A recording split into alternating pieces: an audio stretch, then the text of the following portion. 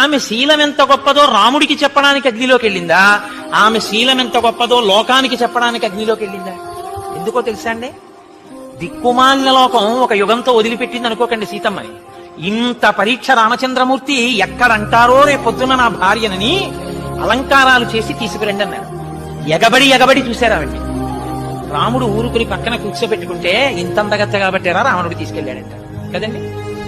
ఈ మాట అంటారని ఇన్ని నెలల తర్వాత భార్యని చూసినా ఆయనకి తెలుసున్నా ఆవిడ ఎటువంటిదో, లేచి కపాలన చేతులు పట్టుకుని ఆవిడ కళ్ళు తుడవాలనున్నా, ఇవాళ నేనొక్క 5 నిమిషాలు తొందరపడితే జీవితాంతం నిన్ను లోకమనే మాటలకి నీ మీద నాకున్న ప్రేమ వలన ముందు నేను ఏడవలసి వస్తుంది సీత, నువ్వు అంతఃపురంలో ఉంటావు, ముందు నా చెవి వినపడతాయి. కాబట్టి నీ చారిత్రం ఏమిటో లోకానికి తిరిగి చెప్పాలి. అందుకని ఆయన నా కంటికి జబ్బొచ్చింది సీత, నువ్వు దీపశిఖవి